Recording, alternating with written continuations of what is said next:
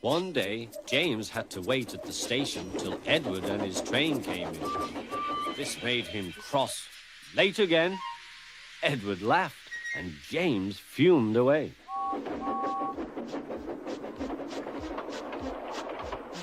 After James had finished his work, he went back to the yard and puffed onto the turntable.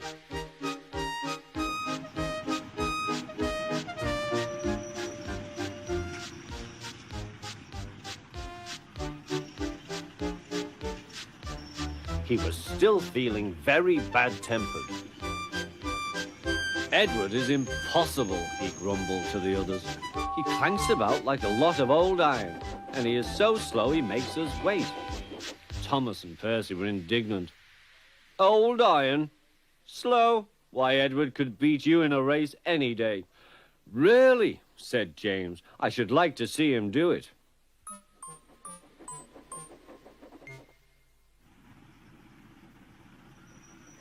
Next morning, James's driver was suddenly taken ill. He could hardly stand, so the fireman uncoupled James ready for shunting. James was impatient. Suddenly, the signalman shouted. There was James puffing away down the line. All traffic halted, he announced at last. Then he told the fireman what had happened. 2 boys were on James's footplate fiddling with the controls. Phew! They tumbled off and ran when James started. The signalman answered the telephone. Yes, he's here. Right. I'll tell him. The inspector's coming at once. He wants a shunter's pole and a coil of wire rope.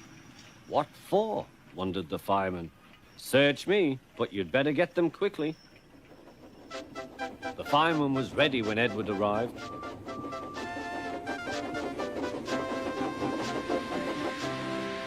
The inspector saw the pole and the rope. Good man, jump in. We'll catch him, puffed Edward. James was laughing.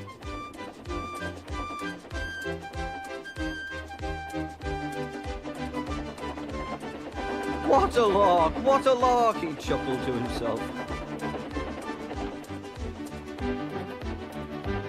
Suddenly, he was going faster and faster.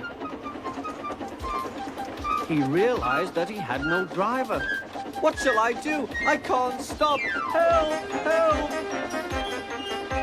We're coming, called Edward.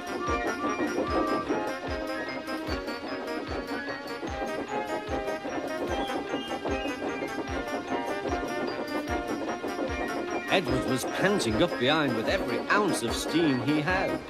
At last he caught up with James.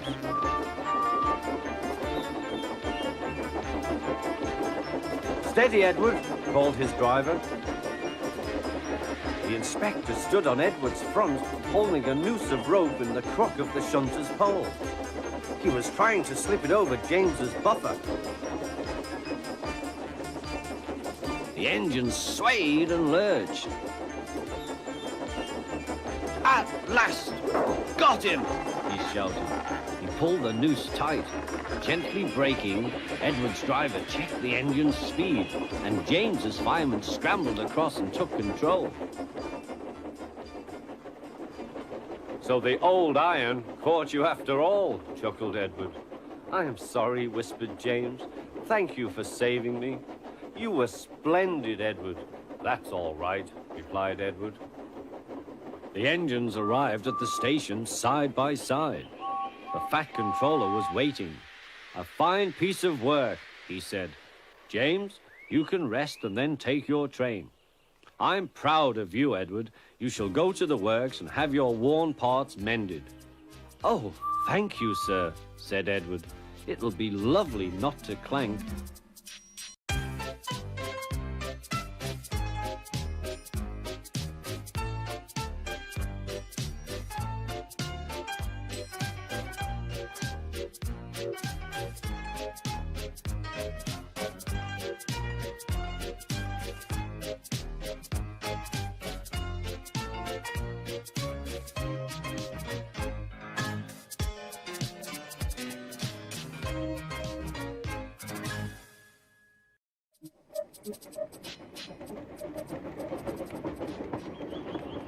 Toby and Henrietta are enjoying their new job on the island of Sodor, but they do look old-fashioned and need new paint.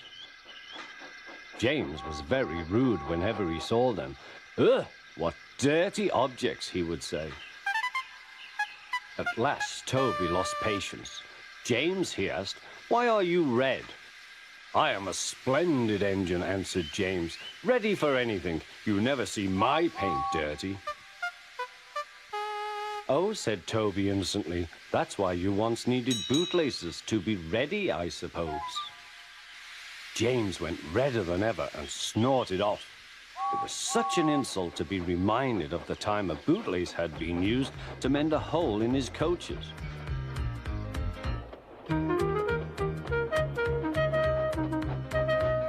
At the end of the line, James left his coaches and got ready for his next train. It was a slow goods, stopping at every station to pick up and set down trucks. James hated slow goods trains. Dirty trucks from dirty sidings.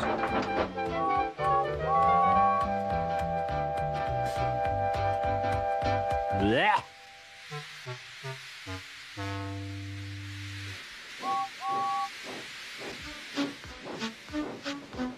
Starting with only a few, he picked up more and more trucks at each station till he had a long train.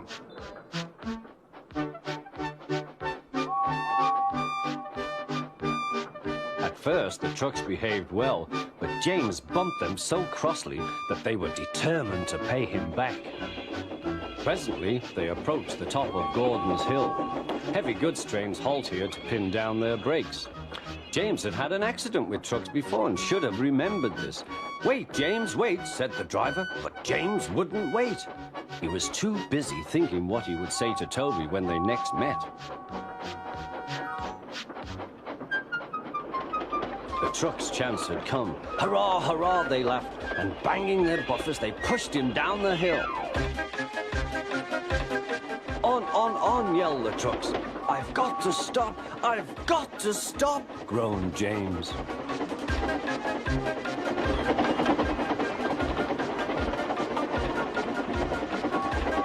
Through the station they thundered. Disaster lay ahead.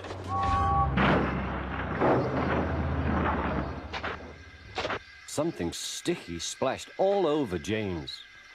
He had run into 2 tar wagons and was black from smoke box to cab. He was more dirty than hurt, but the tar wagons and some trucks were all to pieces.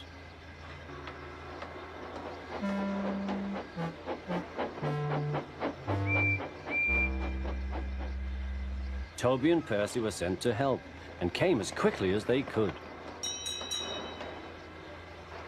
Look here, Percy, exclaimed Toby. Whatever is that dirty object? That's James, didn't you know? It's James's shape, said Toby. But James is a splendid red engine, and you never see his paint dirty. James pretended he hadn't heard.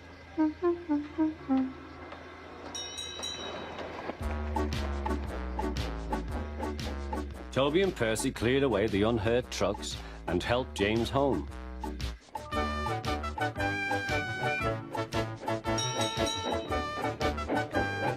The fat controller met them. Well done, Percy and Toby. He turned to James.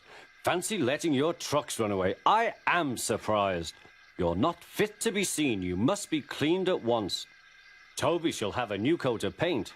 Please, sir, can Henrietta have one too, said Toby. Certainly, Toby. Oh, thank you, sir. She will be pleased. All James could do was watch Toby as he ran off happily with the news.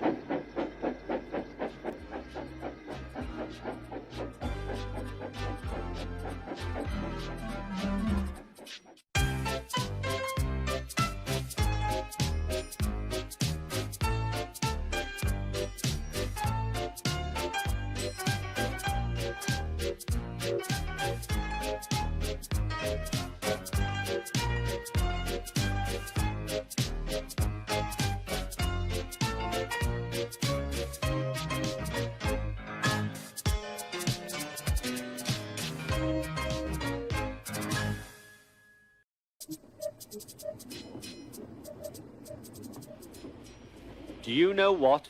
Asked Percy. What? Grunted Gordon. Do you know what? Silly, said Gordon. Of course I don't know what, if you don't tell me what is. The Fat Controller says that the work in the yard is too heavy for me.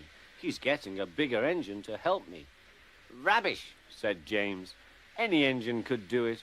If you worked more and chatted less, this yard would be a sweeter, a better, and a happier place. Percy went off to fetch some coaches. That stupid old signal, he thought. He was remembering the time he'd misunderstood a signal and gone backwards instead of forwards. No one listens to me now. They think I'm a silly little engine and order me about. I'll show them, but he didn't know how. By the end of the afternoon, he felt tired and unhappy. He brought some coaches to the station. Hello, Percy, said the Fat Controller. You look tired. Yes, sir, I am, sir.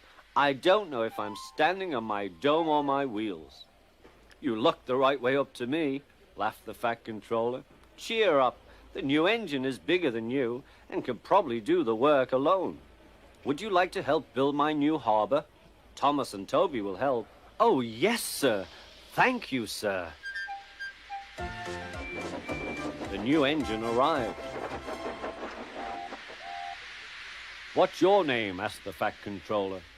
Montague, sir, but I'm usually called Duck. They say I waddle.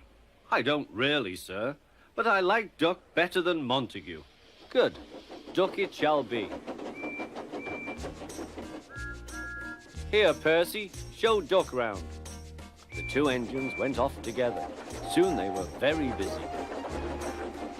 James, Gordon, and Henry watched Duck quietly doing his work. He seems a simple sort of engine. We'll have some fun and order him about.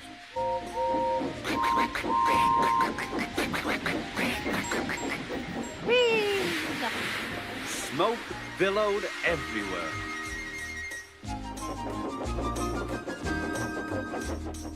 Percy was cross. Duck took no notice. They'll get tired of it soon. Do they tell you to do things, Percy? Yes, they do, answered Percy.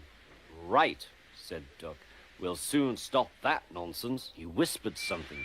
We'll do it later. The Fat Controller was looking forward to hot buttered toast for tea at home. Suddenly he heard an extraordinary noise. Whee!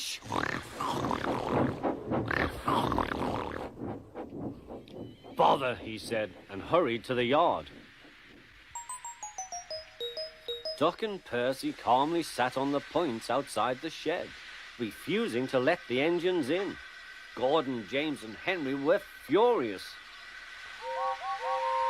Stop that noise, bellowed the Fat Controller. They won't let us in, hissed Gordon. Duck explained this behavior. Beg pardon, sir, but I'm a Great Western engine. We do our work without fuss. But begging your pardon, sir, Percy and I would be glad if you would inform these engines that we only take orders from you. Silence! Snapped the Fat Controller. Percy and Duck, I am pleased with your work today, but not with your behavior tonight. You have caused a disturbance. Gordon, Henry, and James sniggered. As for you, thundered the Fat Controller, you've been worse. You made the disturbance. Duck is quite right.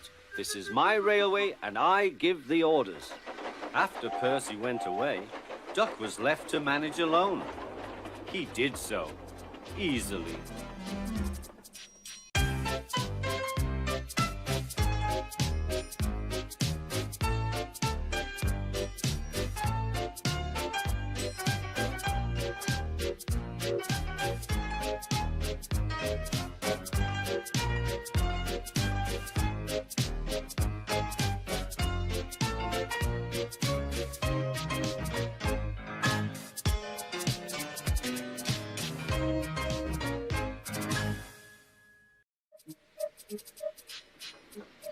One day, Thomas was at the junction when Gordon shuffled in with some trucks.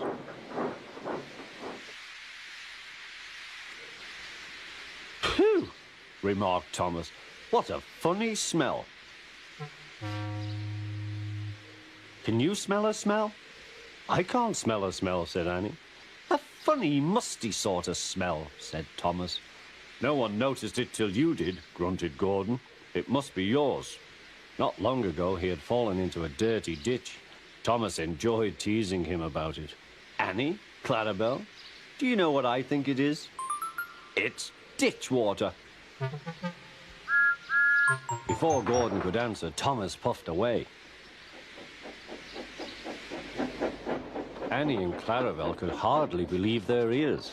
"He's dreadfully rude. I feel quite ashamed. I feel quite ashamed. He's dreadfully rude." And to Thomas they said, "You mustn't be rude. You make us ashamed." But Thomas didn't care a bit.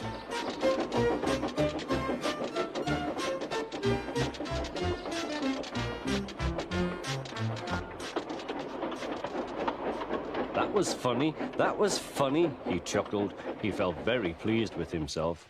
Annie and Clarabelle were deeply shocked. They had great respect for Gordon, the big engine.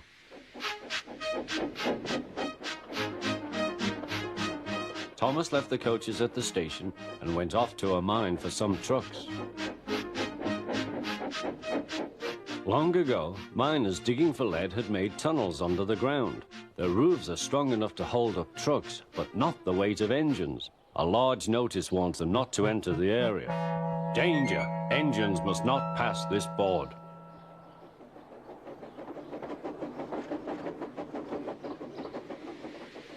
Silly old board, thought Thomas. He had often tried to pass it, but had never succeeded. But this morning he had made a plan. The fireman went to turn the points. "Now for my plan," thought Thomas. Pumping the trucks fiercely, he jerked his driver off the footplate and followed them into the siding. "Come back!" yelled his driver. "Fire and smoke," said Thomas. "I am sunk." And he was. "Oh dear," he said, "I am a silly engine." "And a very naughty one, too." "I saw you," said the fat controller. "Please get me out. I won't be naughty again." "I'm not sure. We can't lift you out with a crane. The ground's not firm enough." Let me see. I wonder if Gordon could pull you out." "Yes, sir," said Thomas. But he didn't want to meet Gordon just yet. "Down a mine, is he? Ha, ha, ha," laughed Gordon. "What a joke."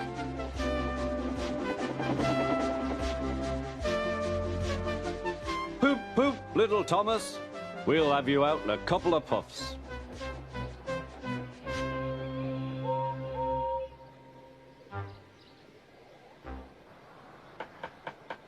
Strong cables were fastened between the two engines. "Are you ready? Heave!"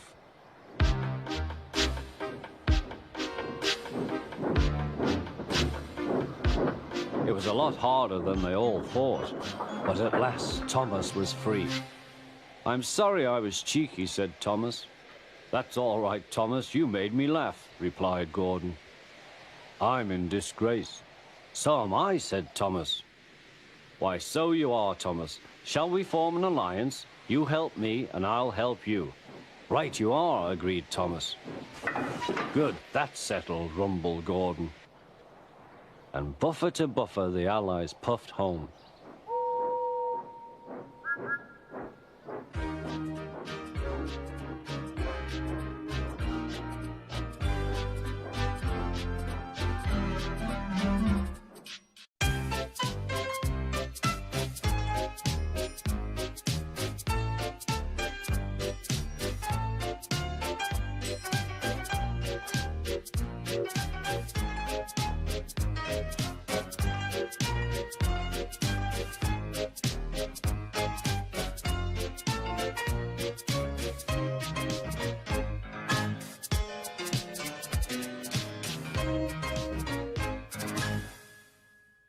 Thomas the tank engine was ill.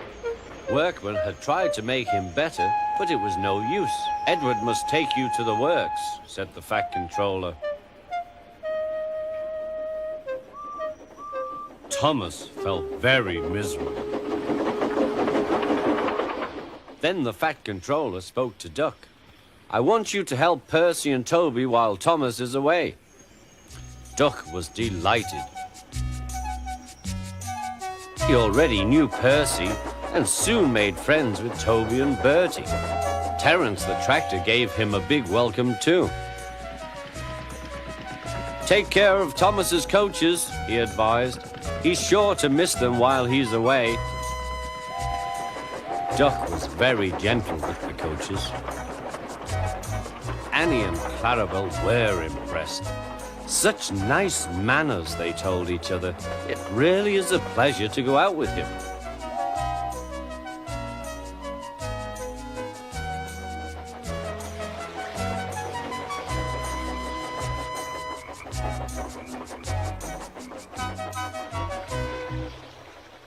When Thomas came back, Annie and Clarabelle told him how well Duck had managed.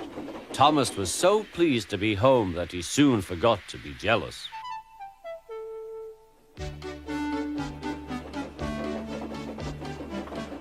works had left Thomas's handbrake very stiff. It made his brakes seem as if they were hard on, when in fact they were not.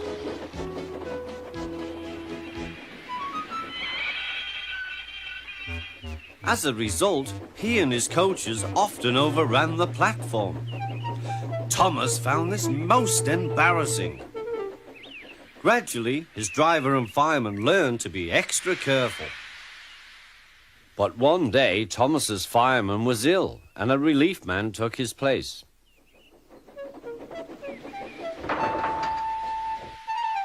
The fireman had fastened the coupling and joined the driver and station master on the platform to wait for Henry's passengers. The fireman had forgotten all about Thomas's handbrake. Thomas simmered happily. Not long now, he thought, as he saw Henry slowly approaching. But Thomas's brakes were not hard on, and suddenly he felt his wheels begin to move. He tried to stop, but he couldn't without his driver and fireman. He tried to whistle a warning, but he couldn't do that either. The guard, driver, fireman, and passengers were all stranded on the platform. Stop! Stop! Shrieked Annie and Clarabelle. But Thomas, with plenty of steam, kept on going. The alarm went out down the line. Stop the runaway! There, ready for action, was Harold the helicopter. The inspector had made a plan, and together they took off into the sky.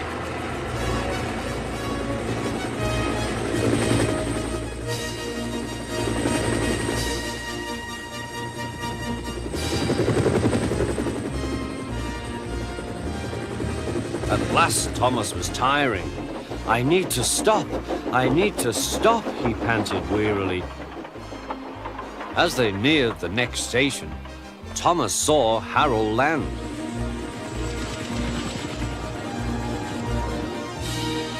They entered the platform slowly enough for the inspector to act.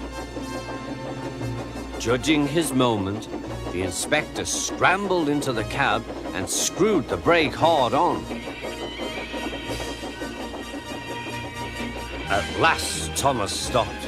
Both he and the inspector were very relieved. Then they thanked Harold. Think nothing of it. Well, Harold, glad to be of service any time. Phew, remarked the inspector. We must never let this happen again, Thomas. Wearily, Thomas agreed with him.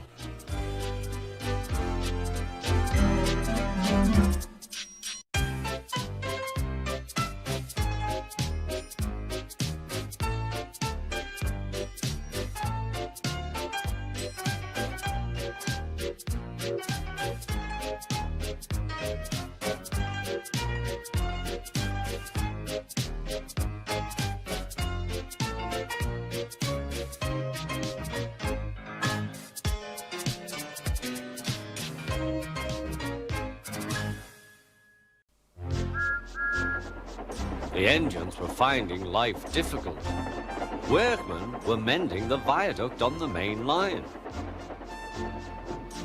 The arches needed strengthening. The Fat Controller did not want to close the railway while the work was done, and so repairs took a long time.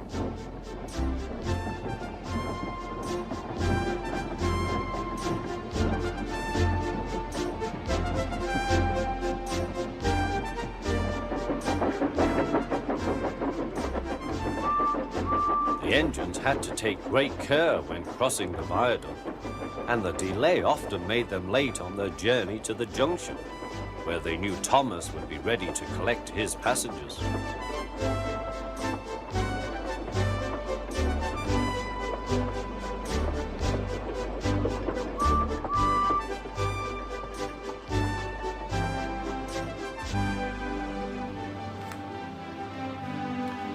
Thomas grew crosser and crosser. "Time's time," he grumbled. "Why should I keep my passengers waiting while Henry and James dawdle about all day on viaducts?" "Don't blame me," snorted Henry.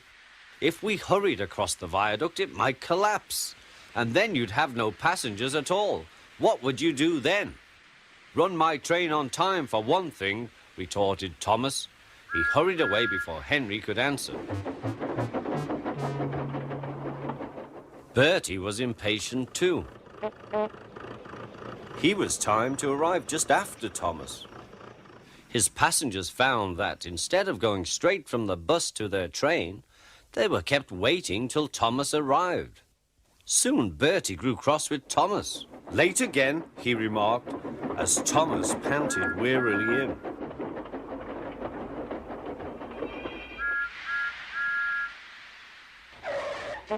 "We may be friends, but I thought you could go fast, Thomas. It's time we had another race. I reckon I could beat you now." Thomas let off steam loudly. "Rubbish," he hissed fiercely. "It's those mainline engines. They dither about on their viaduct and then blame the Fat Controller's workmen. It's just an excuse for laziness, if you ask me."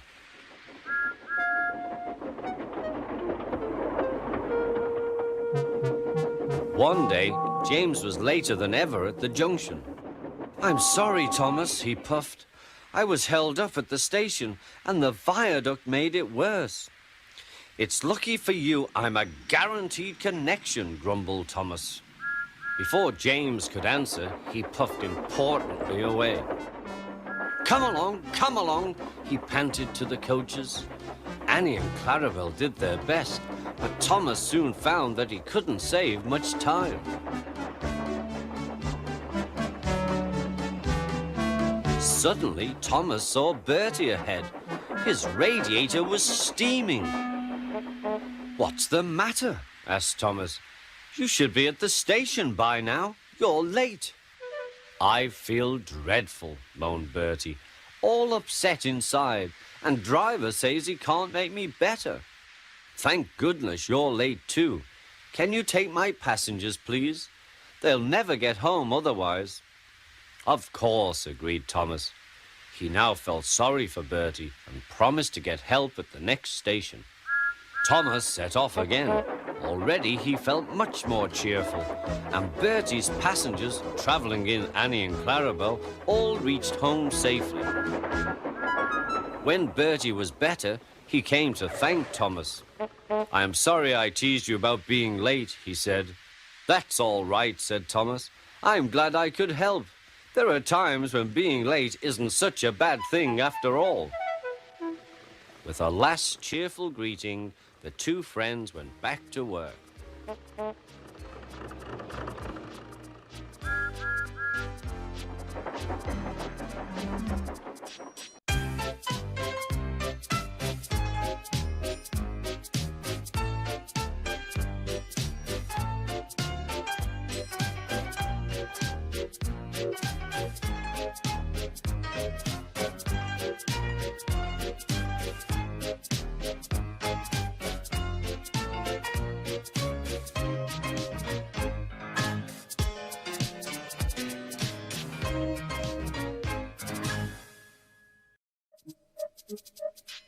Henry and Gordon were lonely when Thomas left the yard to run his branch line. They missed him very much. They had more work to do and had to fetch their own coaches. They didn't like that. James grumbled too. "We get no rest, we get no rest," they all complained. But the coaches only laughed. "You're lazy and slack, you're lazy and slack," they answered. Altogether, the engines were causing the Fat Controller a great deal of trouble. The big stations at both ends of the line each have a turntable. The Fat Controller had made them so that the tender engines can be turned round, because it is dangerous for them to go fast backwards. Tank engines like Thomas don't need turntables. They can go just as well backwards as forwards. But to hear Gordon talk, you would have thought that the Fat Controller had given him a tender just to show how important he was.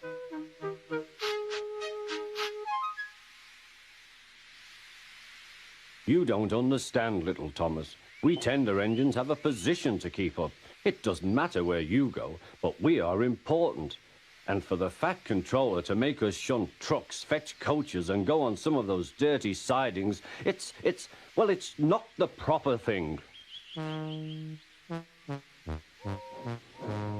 Thomas chuckled and went off with Annie and Clarabelle. "Disgraceful," Gordon hissed as he ran backwards to the turntable. The turntable was in a windy place close to the sea, and if he was not on it just right, he put it out of balance and made it difficult to turn. Today, Gordon was in a bad temper, and the wind was blowing fiercely. His driver tried to make him stop in the right place, but Gordon wasn't trying. The fireman tried to turn the handle, but Gordon's weight and the strong wind prevented him. "It's no good," they said at last. "Your tender upsets the balance. If you were a nice tank engine, you'd be all right. Now you'll have to pull the next train backwards." "Look," called some boys, "there's a new tank engine." "Oh, it's only Gordon back to front." "Hello," called Thomas, "playing tank engines? Sensible engine. Take my advice, scrap your tender and have a nice bunker." Gordon said nothing. Even James laughed when he saw him. "Take care," hissed Gordon, "you might stick too." "No fear," chuckled James, "I'm not so fat as you." "I mustn't stick," thought James. He stopped on just the right place to balance the table. It could now swing easily. Gordon arrived in time to see everything. James turned much too easily. The wind puffed him round like a top. He couldn't stop.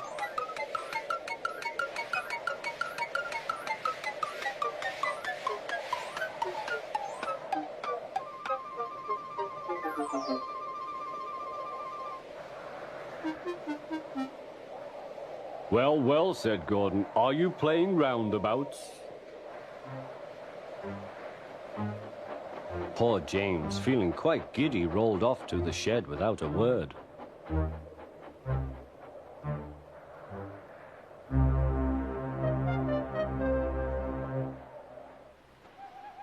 That night, the three engines had an indignation meeting. It's shameful to treat tender engines like this. Gordon has to go backwards and people think he's a tank engine. James spins round like a top and everyone laughs at us. And to add to that, the Fat Controller makes us all shunt in dirty sidings. Blech! "Listen," said Gordon. He whispered something to the others. "We'll do it tomorrow. The Fat Controller will look silly. The engines have decided to go on strike."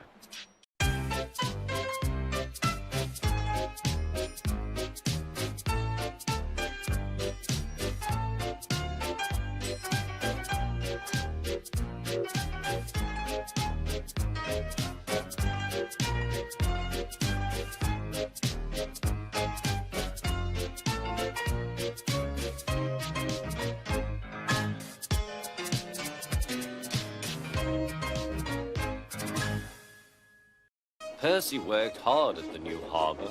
The workmen needed stone for their building. Toby helped, but sometimes the loads of stone were too heavy, and Percy had to fetch them for himself. Sometimes he'd see Thomas. Well done, Percy. The Fat Controller is very pleased with us. An airfield was close by. Percy heard the airplane zooming overhead all day. The noisiest of all was a helicopter.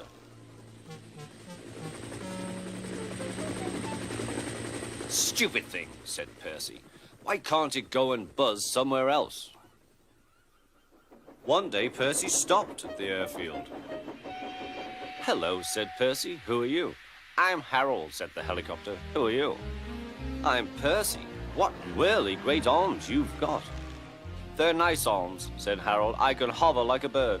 Don't you wish you could hover? Certainly not. I like my rails, thank you. I think railways are slow, said Harold. They're not much use and quite out of date. He whirled his arms and buzzed away.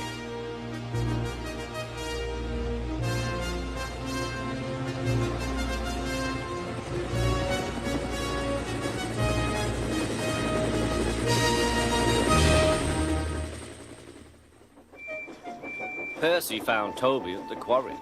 I say, Toby, that Harold, that stuck-up whirlybird thing, says I'm slow and out of date. Just let him wait. I'll show him. He collected his trucks and started off, still fuming.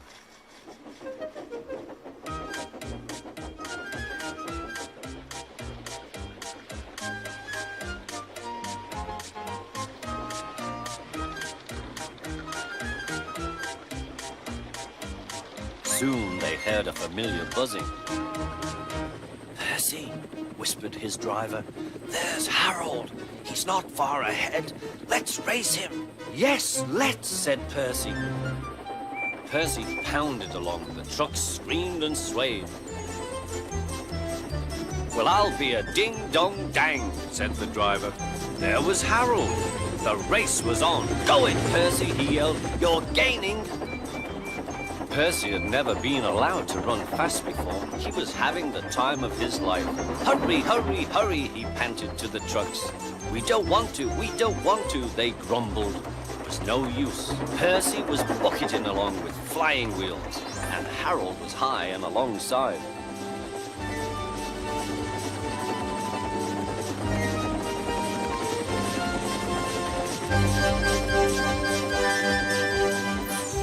Fireman shoveled for dear life. Well done, Percy, shouted the driver. We're gaining. We're going ahead. Oh, good boy, good boy.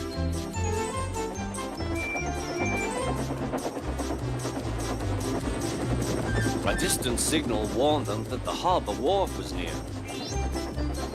Beep, beep, beep. Brakes! Guard, please. The driver carefully checked the train's headlong speed.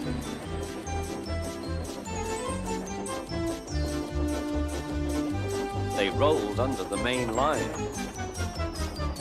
and halted on the wharf. Oh dear, groaned Percy. I'm sure we've lost. The fireman scrambled to the cab roof. We've won! We've won! He shouted. Harold's still hovering. He's looking for a place to land. Listen, boys, the fireman called. Here's a song for Percy.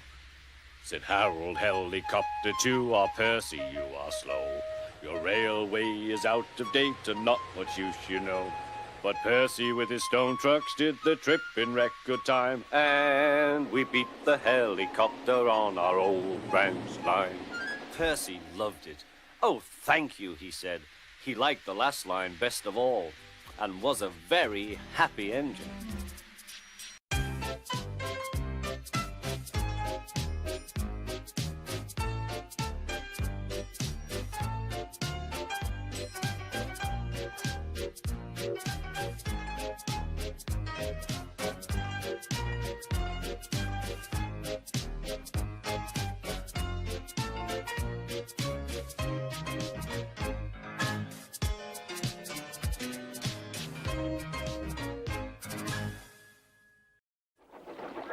Thomas the Tank Engine was feeling bright and cheerful. It was a splendid day. "Good morning," he whistled to some cows, but the cows didn't reply. "Never mind," said Thomas. "They're busy with their breakfast." Next, he saw Bertie. "Hello, Bertie. Care for a race today?" But all Bertie could say was, "Ouch! That's another hole in the road." "I'm sorry, Bertie," smiled Thomas. Thomas was still in good spirits when Bertie arrived at the next station. "Bad luck, Bertie. Now, if you were a steam engine, you would run on a pair of reliable rails." "Huh," replied Bertie. "The railway was supposed to deliver tar to mend the road 2 weeks ago. You can't trust a thing that runs on rails." "I run on rails. You can trust me, Bertie. I'll see if I can find out what's happened." And Thomas puffed away towards the big station.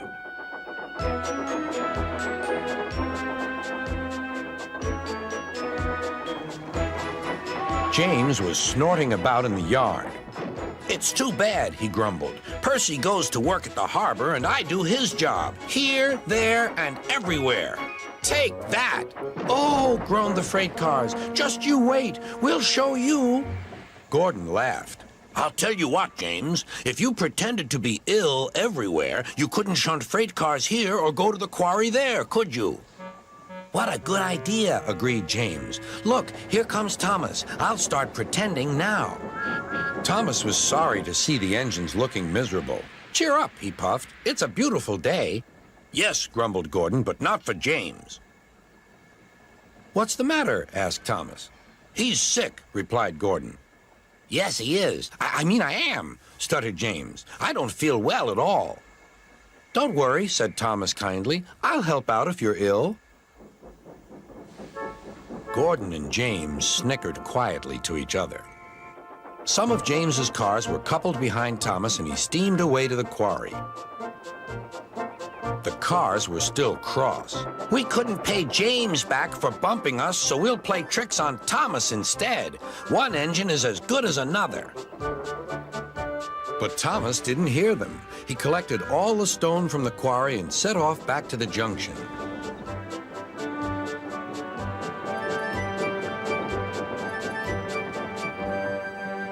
Danger lay ahead. "Now for our plan," giggled the cars. "Go faster, go faster." They pushed Thomas over the switches. "Slow down," called Thomas's driver and applied the brakes.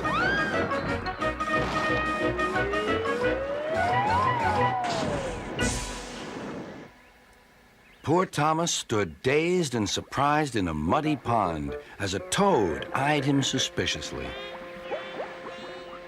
"Bust my buffers," muttered Thomas. "The day started so well, too." Duck pulled away the cars, and Edward helped Thomas back to the junction.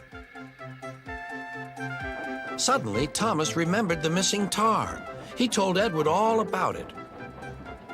"That's strange," said Edward. "A car full of tar has been left at my station. That must be it. Driver will make sure it gets to Bertie now."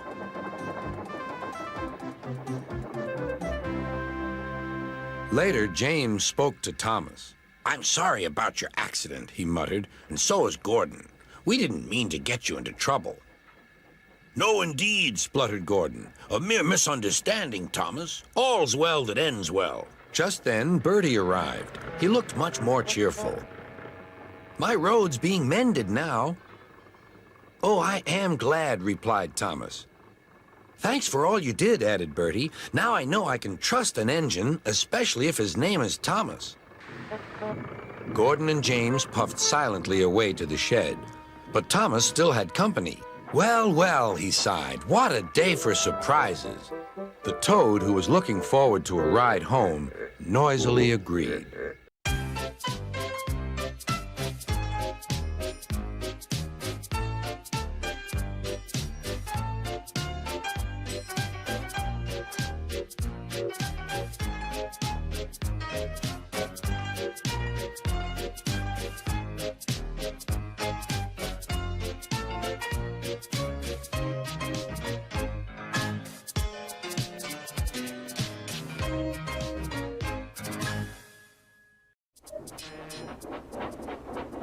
Percy works in the yard at the big station.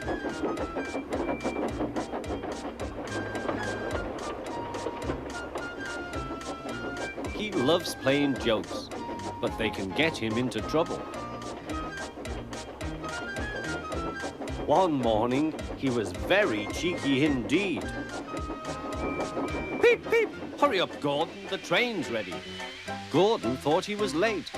Ha, ha, ha, laughed Percy and showed him a train of dirty coal trucks.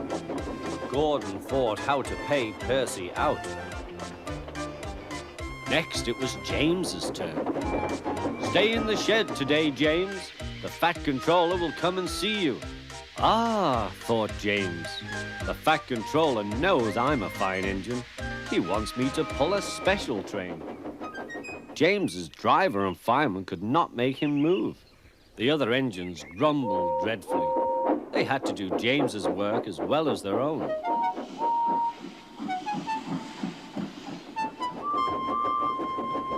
At last the inspector arrived. Show a wheel, James. You can't stay here all day.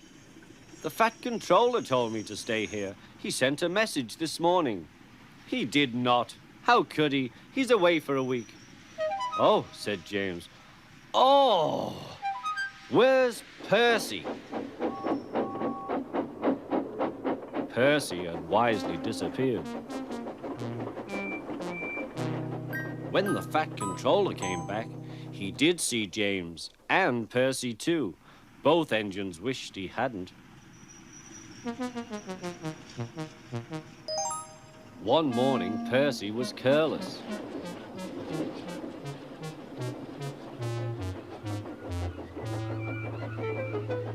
I say, you engines, I'm to take some trucks to Thomas's Junction. The Fat Controller chose me especially. He must know I'm a really useful engine. More likely he wants you out the way, grunted James. Gordon looked across to James. They were making a plan. James and I were just speaking about signals at the junction. We can't be too careful about signals, but then I needn't say that to a really useful engine like you, Percy. Percy felt flattered. We had spoken of backing signals, put in James. They need extra special care, you know. Would you like me to explain? No, thank you, James, said Percy. I know all about signals. Percy was a little worried. I wonder what backing signals are, he thought. Never mind, I'll manage. He puffed crossly to his trucks and felt better. He came to a signal. Bother, it's at danger. The signal moved to show line clear. Its arm moved up instead of down. Percy had never seen that sort of signal before. Down means go and up means stop. So upper still must mean go back. I know, it's one of those backing signals. Come on, Percy, said his driver. Off we go. Stop! You're going the wrong way. But it's a backing signal, Percy protested and told him about Gordon and James. The driver laughed and explained. Oh dear, said Percy. Let's start quickly before they see us. He was too late. Gordon saw everything.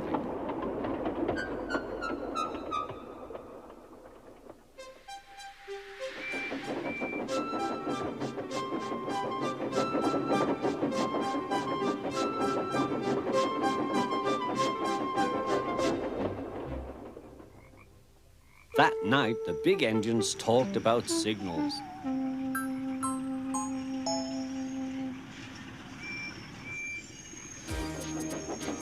They thought the subject was funny. Percy thought they were being very silly.